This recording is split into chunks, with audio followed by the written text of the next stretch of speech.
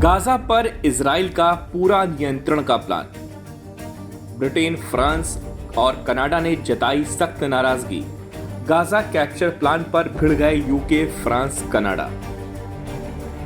Israel के प्रधानमंत्री Benjamin Netanyahu ने साफ कर दिया है कि उनकी सरकार गाजा पट्टी पर पूरी तरह से नियंत्रण हासिल करेगी। उन्होंने कहा कि चाहे कितना भी अंतर्राष्ट्रीय दबाव हो, इजराइल गाजा को सैन्य रूप से काबू में लेकर ही रहेगा।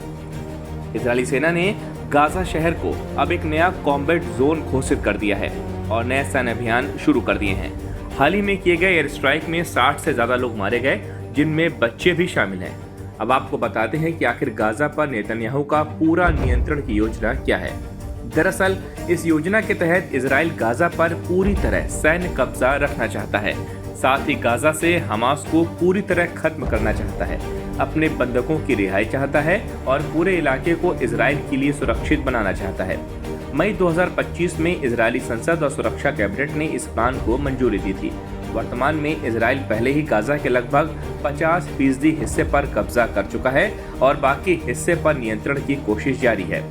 अब इजराइल के इस कैप्चर प्लान को लेकर ब्रिटेन, फ्रांस और कनाडा ने चेतावनी दी है।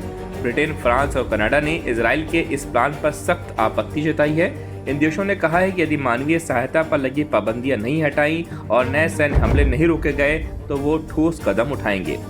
इन देशों ने कहा, जब तक नेतन्याहू सरकार निर्दोष लोगों पर हमले करती रहेगी, हम खामोश नहीं रहेंगे।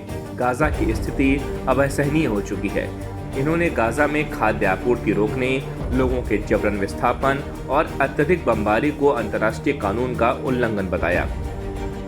तो वहीं इजरायली प्रधानमंत्री नेतन्याहू ने इन देशों की आलोचना पर कड़ा जवाब दिया। जो देश आज हम पे हमले रोकने की मांग कर रहे हैं, वे असल में 7 अक्टूबर को इजराइल पर हुए आतंकी हमले का इनाम दे रहे हैं। ये रुकने का समय नहीं है, बल्कि हमारे लोगों की सुरक्षा सुनिश्चित करने का समय है। हम पर यह युद्ध हमास ने 7 अक्टूबर को शुरू किया था, जब उन्होंने हमारे 1200 लोगों की हत्या कर दी और 250 से ज्यादा लोगों को अगवा कर गाजा ले गए।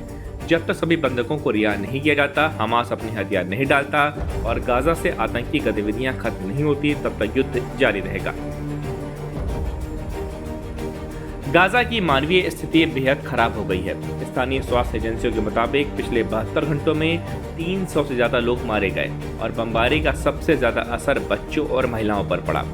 भोजन, पानी और ईंधन की आपूर्ति लगभग बंद है। भुखमरी का खतरा तेजी से बढ़ रहा है। अस्पतालों और राहत संगठनों के पास संसाधन खत्म हो रहे हैं। हालांकि मई में इजराइल ने सीमित मानवीय मदद की इजाजत दी, लेकिन इस पर कड़ी निगरानी रखी जा रही है ताकि ये सहायता हमास तक न पहुंचे। गाजा में हालात हर दिन खराब होते जा रहे हैं। एक ओर इजराइल का कहना है कि वो अपनी सुरक्षा के लिए कार्रवाई कर रहा है, वहीं दूसरी ओर अंतर्राष्ट्रीय समुदाय इन हमलों की लगातार निंदा कर रहा है, जबकि गाजा के आम लोग इस टकराव का सबसे बड़ा शिकार बनते जा रहे हैं।